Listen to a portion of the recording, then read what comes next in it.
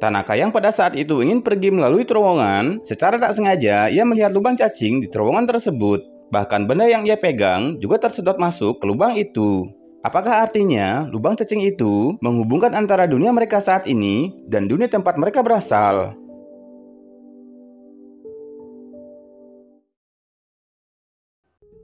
Tapi kemungkinan akan sangat berbahaya jika mereka langsung masuk ke dalam lubang cacing tersebut.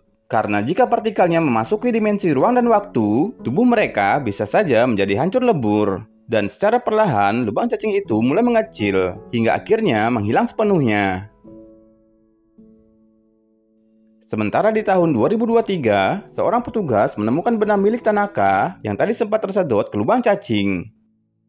Di sisi lain, Naoya dan Hatano akhirnya berhasil menemukan Koharu yang sedang termenung di balik bebatuan. Kemudian Koharu pun memutuskan untuk merawat bayi di kandungannya hingga ia lahir. Menurut Sodai, lubang cacing itu terbuka pasti ada hubungannya dengan hujan badai yang terjadi secara bersamaan. Karena lubang cacing itu terbentuk akibat dari adanya ledakan supernova. Jadi, jika hujan badai yang sama terjadi kembali dengan energi yang sangat kuat hingga menyebabkan gangguan di magnetosfer dan ditandai dengan munculnya aurora, kalau semua syarat itu terpenuhi, maka menurut Sodai, besar kemungkinan lubang cacing itu akan terbuka kembali. Di hari berikutnya, secara tak sengaja, Yone menemukan sebuah kabel listrik yang sudah terkubur di dalam tanah. Untuk membuka lubang cacing itu sekali lagi, mereka berniat menggunakan kabel tersebut, kemudian mengalirkan arus listrik ke sekitaran gerbong agar dapat menghasilkan medan magnet. Dan menurut si petugas kereta, jalur kereta ini menyiapkan sumber listrik saat terjadinya pemadaman. Dan sumber listrik tersebut berasal dari sebuah generator. Itu artinya, mereka hanya perlu mencari letak tempat generator di mana kabel itu terhubung. Mereka juga kini dikejar oleh waktu, di mana hujan badai sebelumnya telah menghancurkan persediaan makanan yang mereka miliki. Dan sekarang persediaan makanan makin sulit untuk ditemukan. Ditambah lagi para lansia yang entah sampai kapan masih bisa bertahan. Namun, Rena tetap berniat untuk tinggal di tempat ini. Lagi pula, tidak ada jaminan jika mereka akan benar-benar bisa sampai ke waktu asal mereka. Sodai kemudian menjelaskan, jika bisa saja seseorang tetap tinggal di tempat ini. Jadi, seandainya keajaiban itu terjadi, dan mereka bisa sampai ke tahun 2023, dan ketika di tahun 2026, mereka tidak berhasil mencegah bencana yang akan terjadi, setidaknya orang-orang yang tinggal di masa ini akan tetap hidup. Namun jika mereka berhasil mencegah bencana tersebut, maka dunia ini akan menjadi dunia paralel. Dan ruang waktu di masa ini akan terisolasi sepenuhnya. Simpelnya, akan terbentuk masa depan yang bercabang, dan semua orang bisa selamat untuk menjalankan kehidupannya masing-masing. Lalu, setelah merenung dan berpikir dengan seksama, Naoya memutuskan untuk tetap tinggal di masa ini.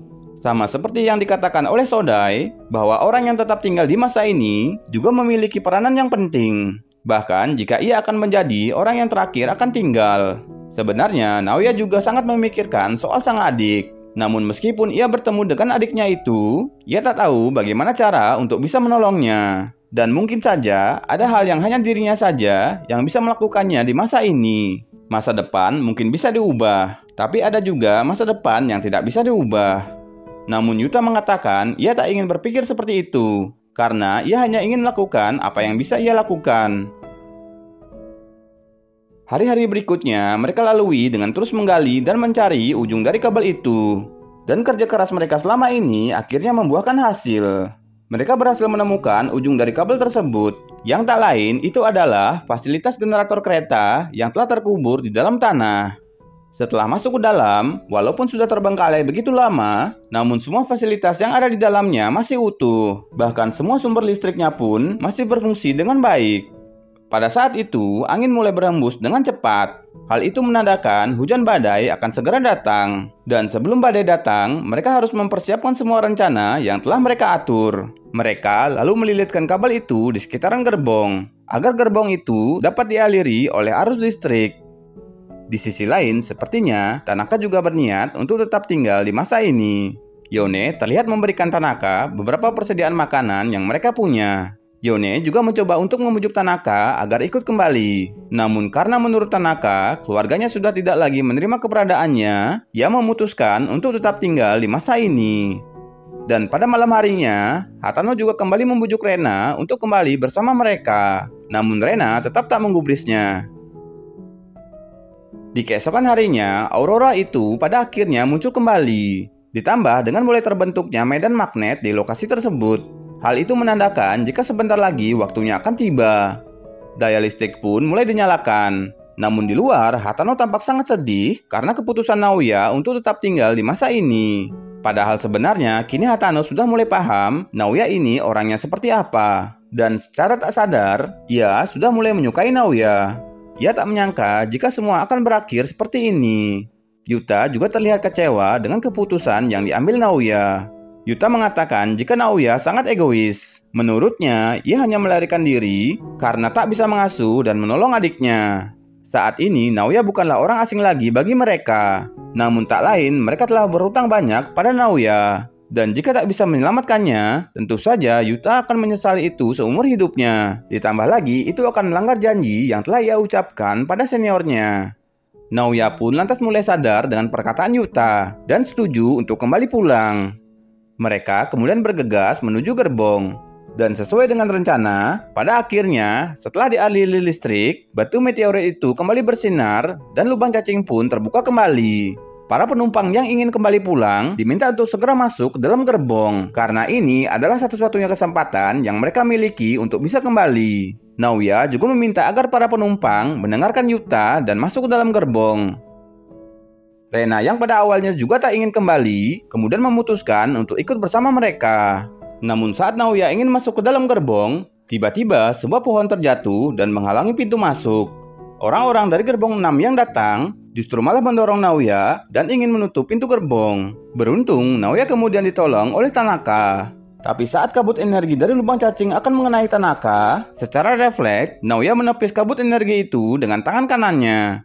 Walaupun terlihat kesakitan, tapi Naoya tetap berusaha untuk bisa masuk. Hingga pada akhirnya ia berhasil untuk masuk ke dalam. Sedangkan Tanaka dengan mantap memutuskan untuk tetap tinggal di masa ini.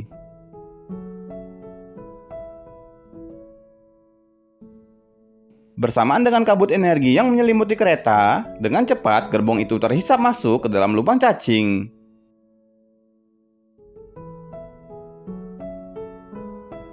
Dan ketika sudah sadar, mereka melihat ada orang yang membuka pintu gerbong. Ternyata itu adalah petugas kereta. Dengan cepat, Yuta langsung bertanya, sekarang tanggal berapa? Petugas itu menjawab, jika sekarang adalah tanggal 1 Mei tahun 2026. Itu artinya, mereka telah meleset melewati ruang waktu 3 tahun dari tahun 2023. Dan itu juga berarti, jika waktu bencana akan terjadi beberapa bulan ke depan. Para penumpang kemudian mulai melakukan observasi dan pemeriksaan. Lalu, masing-masing diberikan kesempatan untuk berbicara mengenai apa yang sebenarnya terjadi pada mereka. Para penumpang berkata, jika selama ini mereka terdampar di masa depan. Mereka juga memberikan bukti-bukti atas perkataan mereka. Mulai dari kaleng minuman yang berisi tanggal expired di tahun 2026, tanaman dan batu meteorit yang ditemukan di masa depan, serta buku catatan yang menuliskan bencana besar yang akan terjadi di tanggal 9 Desember 2026. Namun walaupun begitu, para petugas sepertinya tidak percaya dengan apa yang mereka katakan. Mereka kemudian dipertemukan dengan keluarga masing-masing yang sudah terpisah selama 3 tahun. Di sana, Naoya berpikir jika hanya dirinya lah yang tidak dijemput oleh siapapun. Tapi ternyata ia salah. Adiknya juga terlihat datang untuk menjemput Naoya. Ia tampak sangat bersedih karena sudah 3 tahun berpisah dengan sang kakak. Ia juga meminta maaf atas semua kesalahan yang pernah ia perbuat. Mereka pun akhirnya saling berpelukan dan melepas rindu.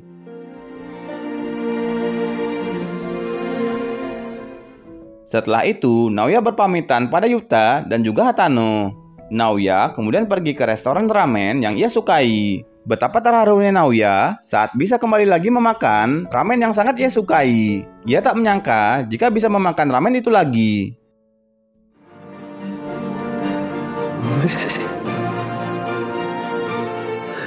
Dan tempat yang paling ia rindukan tak lain adalah salon tempatnya bekerja. Namun saat ingin menggunting, Naoya tak bisa lagi menggunakan tangannya untuk menggenggam sesuatu secara normal. Mungkin semua ini disebabkan oleh kabut energi dari lubang cacing yang sempat mengenai tangannya. Di sisi lain, Yuta juga terlihat terus berusaha meyakinkan petugas mengenai bencana besar yang akan terjadi. Namun tetap saja mereka tak menggubrisnya. Sesekali para penumpang berkumpul kembali untuk mendiskusikan hal tersebut. Mereka sama sekali tak dipercaya dan malah dianggap aneh oleh sebagian orang. Di media sosial pun, para penumpang mulai menjadi bahan perbincangan. Satu persatu identitas mereka mulai diungkapkan oleh netizen. Ada yang memuji dan tak sedikit juga orang yang mencemooh dan menganggap mereka orang aneh. Pada malam harinya, Hatano berencana menemui Naoya di salon tempatnya bekerja. Namun di sana, ia hanya bertemu dengan pemilik salon. Hatano mengira jika wanita ini adalah kekasih dari Naoya. Tapi ia mengatakan jika dirinya hanyalah pemilik salon itu. Si pemilik salon juga bertanya pada Hatano apa yang sebenarnya terjadi pada Naoya sampai-sampai ia tidak bisa lagi menganggap sesuatu secara normal. Dan disitulah Hatano mengetahui keadaan yang sebenarnya dari Naoya. Ia pun kemudian menghubungi Naoya untuk menanyakan bagaimana kabarnya. Hatano juga menyiratkan jika kini ia mulai menaruh hati pada Naoya dan ingin sekali untuk kembali bertemu. Namun Naoya malah mengatakan jika ia sudah melupakan Hatano dan semua kejadian saat di gerbong itu, ataupun tentang masa depan yang akan terjadi, ia sudah sama sekali tak peduli. Mendengar hal itu, tentu saja hati Hatano kembali hancur. Naoya yang mulai mengisi hatinya justru malah mengatakan hal yang sama sekali tak ingin ia dengar. Keesokan harinya, Yone terlihat mendatangi rumah anak dari Tanaka. Di sana, Yone mengatakan jika ayahnya kini masih berada di masa depan dan meminta maaf karena tidak bisa melakukan apa-apa untuk keluarga. Si anak kemudian menjawab, jika kini ayahnya memang berada di masa depan, ia berharap Yone tidak melupakan apa yang telah ayahnya harapkan pada Yone. Lalu, Yone pergi ke terowongan tempat lubang cacing itu berada. Ia memberikan pesan pada Tanaka jika mereka saat ini sudah kembali dengan selamat ke dunia asal mereka. 田中のおっちゃん、俺たち無事に元の世界に戻りました。 Semakin lama, semakin banyak para netizen yang mencoba untuk mengulik kehidupan dari para penumpang kereta tersebut. Bahkan saat Yuta bertugas, ia tak hentinya diganggu oleh orang-orang yang kepo tentang dirinya. Dan saat ditegur dengan sedikit keras, di sana Yuta malah mendapatkan kecaman dari para netizen. Yuta terlihat kecewa dengan respon dari orang-orang itu. Dan ia berpikir, apakah sebaiknya memang dunia ini dibiarkan saja untuk hancur? Melihat video Yuta yang viral, Naoya langsung mencoba menemui Yuta. Di sana, Yuta mulai tampak putus asa, karena tidak ada satupun orang yang mempercayai mereka. Dan bahkan, orang-orang justru malah mengejek dan mengecam mereka. Yuta berkata, jika memang bencana itu harus terjadi, maka terjadilah. Mereka sangat pasrah untuk menghadapi bencana tersebut. Di tempat lain, Profesor Yohei mendapatkan kabar tentang sebuah benda asing yang terlihat mendekati bumi. Dan jika menghitung berdasarkan jarak dan kecepatannya, objek tersebut diperkirakan akan jatuh ke bumi pada bulan Desember ini. Melalui temuan itu, sekaligus membuktikan jika semua yang dikatakan oleh para penumpang tersebut ternyata benar. Naoya yang pada saat itu berada di sebuah kereta, secara tak sengaja bertemu dengan Yone. Dan ia pun diajak untuk bertemu dengan para penumpang lainnya. Dan di sanalah Naoya bertemu kembali dengan Hatano. Walaupun terlihat sedikit canggung, namun Naoya tetap berusaha untuk terlihat tenang. Yone mengatakan jika ia telah membuat sebuah channel YouTube yang akan ia gunakan sebagai media untuk menyebarkan informasi mengenai bencana yang akan terjadi. Saat video itu dipublikasikan, banyak masyarakat yang mendukung aksi yang dilakukan oleh Yone. Bahkan tak sedikit orang yang mencoba menawarkan bantuan.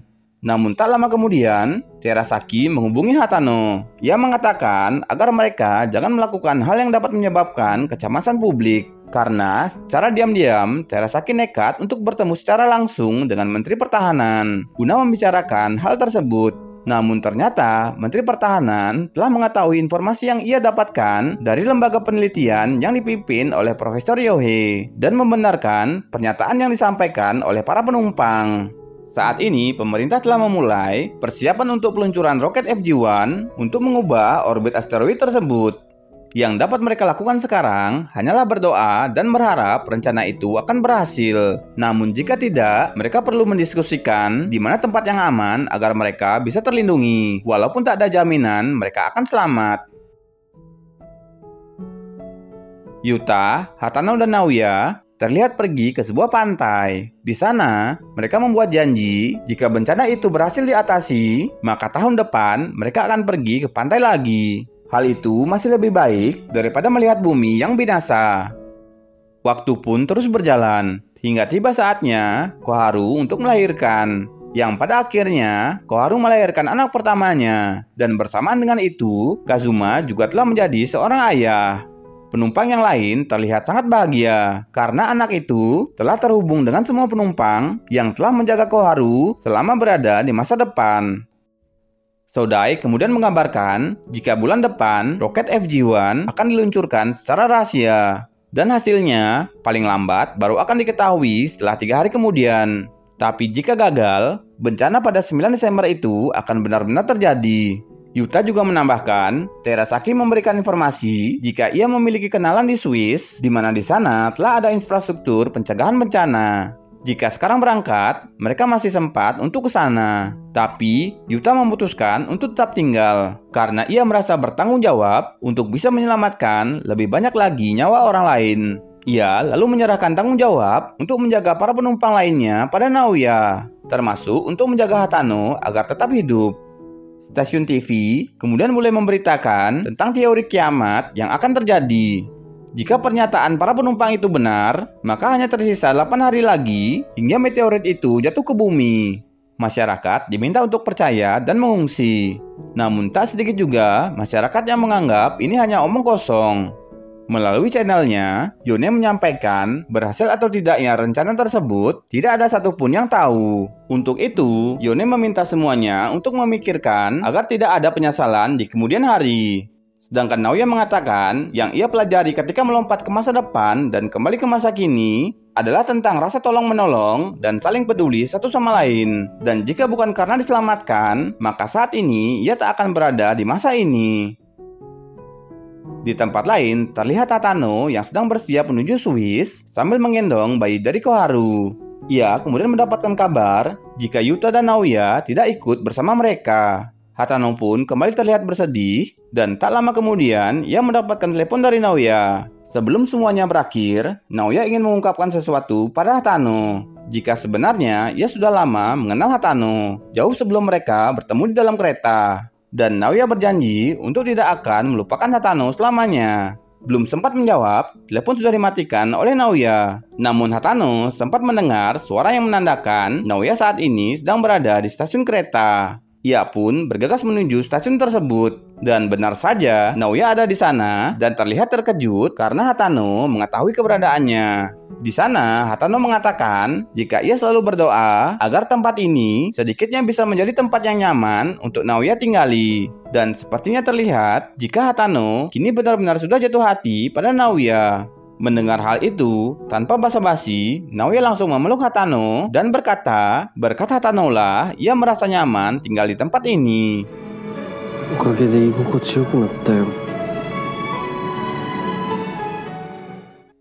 Di sisi lain, Yuta terlihat masih melakukan aktivitasnya seperti biasa. Tak disangka di antara banyak orang, ia melihat Naoya yang datang ke arahnya. Yuta terkejut mengapa Naoya malah tidak pergi bersama yang lain. Namun Naoya mengungkapkan jika ia berhutang nyawa pada Yuta karena telah berkali-kali diselamatkan. Dan saat inilah ia ingin bersama dengan Yuta untuk dapat menyelamatkan lebih banyak lagi orang lain. Para penumpang lainnya terlihat telah berada di dalam kereta dan akan menuju ke negara Swiss. Bersamaan dengan itu, Profesor Ryohei mendapatkan telepon mengenai roket yang telah diluncurkan oleh pemerintah. Melihat ekspresi yang ia tunjukkan, sepertinya roket tersebut telah berhasil mengubah lintasan dari asteroid yang akan menabrak bumi. Di masa depan, Tanaka juga menjalankan kehidupan yang telah ia pilih tanpa perlu lagi mengkhawatirkan apapun. Naoya dan Yuta juga berjanji untuk melakukan apapun yang bisa mereka lakukan untuk melindungi semua orang. Dan film pun tamat. Terima kasih bagi teman-teman yang telah menyaksikan video ini sampai akhir. Dari part 1 hingga part ini. Dan jika kalian suka dengan channel ini, silahkan langsung saja subscribe dan aktifkan lonceng notifikasinya agar kalian tak ketinggalan video menarik lainnya dari channel ini. Sampai jumpa pada video selanjutnya.